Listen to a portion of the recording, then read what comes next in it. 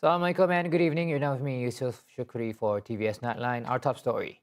CENTEXS DALAT introduces new programs for Sarawakians to upskill themselves with language courses as well as digital transformational initiatives. Premier Datuk Patinggi Tan Sri Amang Johari Tunopeng says some of the languages offered include Mandarin, English and Melanau. Developed by Unimasa and University of Technology Sarawak UTS, Abang Johari says language is a critical tool in understanding modern technology, the implementation of technical programs while fulfilling the demands of the community. Saya juga mengucap terima kasih kepada pihak pengurusan, tenaga pengajar dan juga warga CENTEXS kerana telah mendedahkan banyak ilmu-ilmu yang baru yang sudah tentu dapat meningkatkan kemahiran anak-anak kita di dalam jurusan-jurusan aktiviti yang melahirkan ekonomi yang memberikan pendapatan kepada keluarga dan juga kepada negeri kita. On the development of AI technology such as DeepSeek and ChatGPT, he says Sarawak will soon be announcing its own AI dubbed DeepSAR, developed by Sarawak Information Systems Science. Jadi saya nangga DeepSeek, saya minta sign. Mula DeepSAR. Artinya Deep Sarawak. Saya minta setidaknya mendapat translate bahasa kita simultaneous, terus. Maka itu sudah dapat siapnya mula. Automatik macam nak tadi. Mandarin ke Melanau automatik translate. Dia juga bahasa Inggeris dengan bahasa Iban automatik. Jadi kita dah mula juga. Namanya DeepSAR.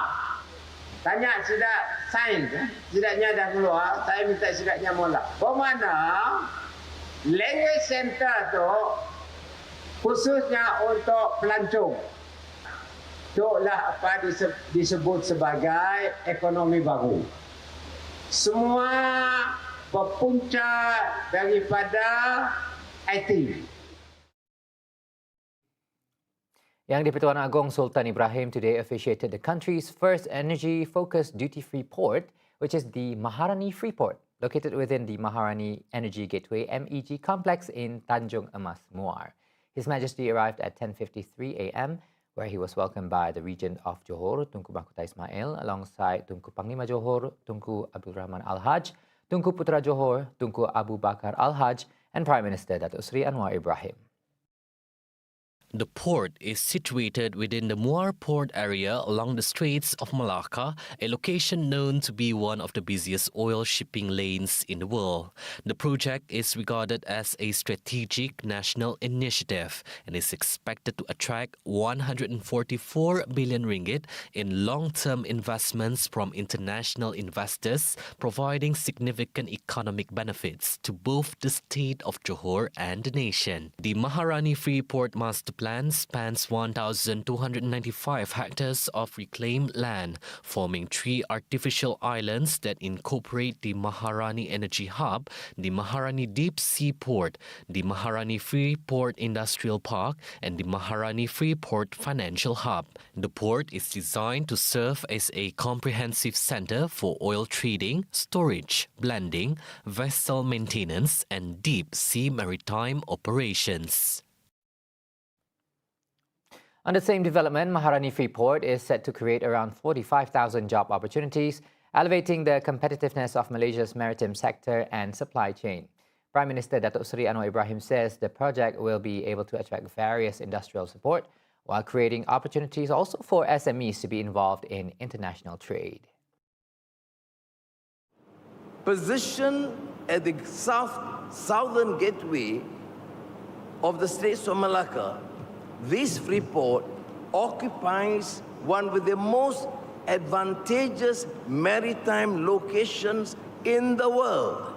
Every year, about 100,000 vessels pass through these waters, carrying close to 1/4 of the world's seaborne oil trade and a substantial share of global commerce. From this vantage point, Maharani Freeport is perfectly situated to serve as a central hub for transshipment, logistics and regional trade, linking the economies of the Indo-Pacific with the markets of the Middle East and Europe. We understand the enthusiasm and the support of the High Commissioners and Ambassadors, because this specific project happens to be one of the pillars in our strategic policy to encourage and foster and propel development in this country and the region. Now, 17 civil servants and 24 foreign nationals were among the 208 people arrested in a police raid on a health club suspected of hosting sexual activities in Jalan Chaukit, Kuala Lumpur. KL Deputy Police Chief Datuk Muhammad Azani Omar says the joint operation began at 8 p.m. after 2 weeks of surveillance and intelligence gathering. Officers also seized condoms and other items believed to have been used for sexual conducts. The two-story premise had allegedly been operating for 8 to 10 months, promoting its services on social media platforms including TikTok and through word of mouth from regular patrons. Visitors were reportedly charged 35 ringgit per entry, with first-time customers paying an additional registration fee before receiving a membership card. All those detained were taken to the Dang Wangi District Police Headquarters for urine screening and further investigations. A check at the scene found visitors from various backgrounds, including professionals, students and foreign tourists. The premises included small rooms, semi-dark spaces, a sauna and a jacuzzi, facilities believed to be the main attractions for customers. Some individuals attempted to cover their faces and leave the area during the raid, but none managed to escape. The case is now being investigated under Section 377B of the Penal Code, which carries a penalty of up to 20 years imprisonment and whipping upon conviction. Meanwhile, former senior political secretary to the Prime Minister, Datuk Seri Syamsul Iskandar Muhammad Akin, and businessman Albert Tay have been remanded for 6 days to assist investigations carried out by the MACC. The remand order was confirmed by their respective lawyers, Yusmadi Yusof and Mahajoth Singh, with considerations to Syamsul's health conditions. The remand order was granted by Magistrate Fatin Munira Sofia at the Putrajaya Magistrates Court, allowing MACC to proceed with probes under Section 16 of the MACC Act 2009. Now, Section 16 covers offences involving soliciting, accepting or agreeing to receive gratification. On Friday, MACC Chief Commissioner Tan Sri Azam Baki confirmed the arrest of Syamsul, Tay and Sophia Rini Buyong in connection with allegations that Tay had paid bribes to recover funds purportedly distributed to several Sabah State Assemblymen. Azam says the case carries significant public interest, adding that the agency is moving quickly to avoid speculation or manipulation by any party.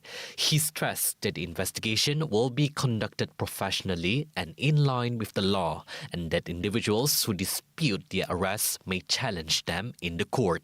Azam further reveals investigating officers have been directed to complete the case within a week before submitting it to the Attorneys General Chambers AGC for further action, urging the public to avoid speculation while the probe continues.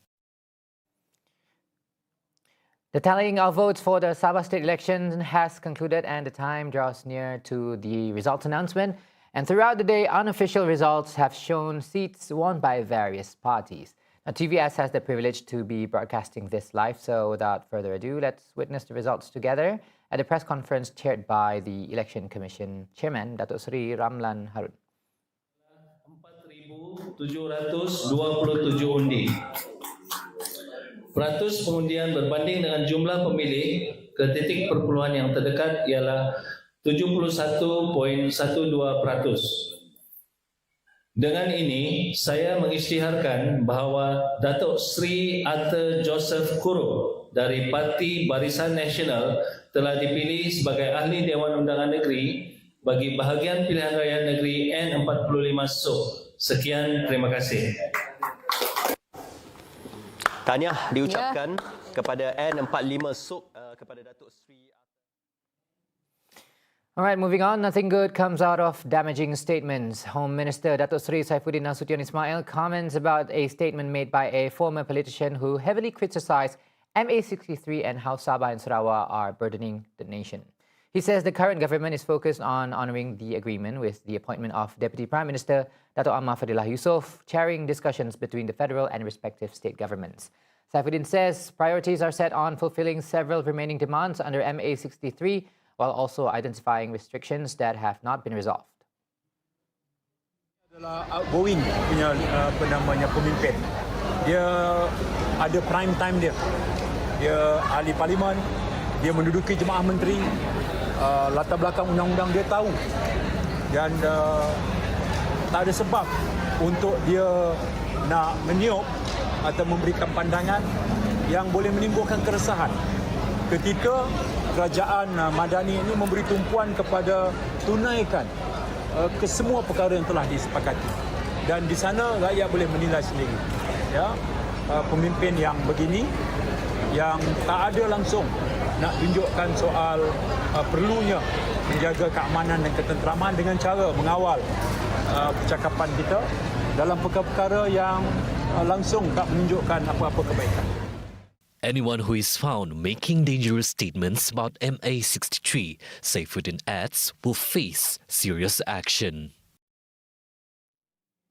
Now, in regards to the Sabah state election, we will be keeping you updated on our website, tvsarawak.my, as well as our app, TVS Inspire. Now, let's move on to the world news.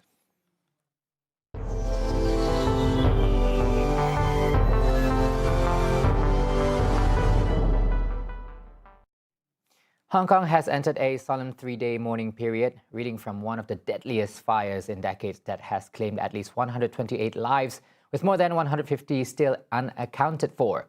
Rescuers are racing against time, combing hospitals and victim identification centres for missing residents, while over 40 survivors remain in hospital, 11 in critical condition. Police confirmed that 44 of the deceased are yet to be formally identified as families continue their desperate search for loved ones amid the charred remains of the Wang Fuk Court complex. It started on protective netting at the lower floors with bamboo scaffolding and flammable foam boards helping it spread. 所以咧，我有理由相信咧，佢蔓延得咁快嘅主要原因咧，就係佢嗰個棚網啊，或者我哋叫安全網啦，就並不具有一種我哋叫阻燃性嘅。因為咧，所謂阻燃咧，就係佢燒着咗冇問題嘅，到佢一離開嘅時候咧，佢幾秒鐘之內就會熄㗎啦嘛。咁而家望落咧，似乎咧佢就冇呢種特性啦。所以佢一燒着嘅時候咧，佢咪越燒越猛咯。再加上呢排又天氣乾燥啦，風又大啦，咁咪將啲棚網吹下、揚下、咁佢咪由一座好快脆嗰啲火舌就會蔓延到隔離嗰座咯。咁啊隔離。Alarm systems in all 8 towers were reportedly malfunctioning, leaving residents to alert each other door to door as flames swept through the densely packed buildings. 提到嗰個火警鐘，呢幾座大廈嘅火警鐘冇響到。喺呢方面，我哋昨天已經派出咗我哋防火組專責隊伍檢查咗8座大廈嘅消防系統嘅火警鐘。我哋發現咗佢係唔能夠有效咁操作。喺呢方面呢，我哋即將會採取執法行動。Top officials observe a 3-minute silence at government headquarters and flags are flying at half-mast as morning begins. During this period, celebratory events have been postponed and officials are reducing non-essential appearances. The blaze tore through the Wang Fuk Court residential complex in Tai Po, engulfing 7 of the 8 high-rises in just hours. Thousands of residents and neighbours have flocked to the site, leaving flowers and handwritten messages to remember those lost. Meanwhile, China has launched a nationwide campaign to address fire hazards in high-rise buildings, highlighting concerns over urban safety in densely populated areas. That's all the time we have for tonight's TVS Nightline. I'm Yusuf Shukri. Thank you for watching. Assalamualaikum and good night.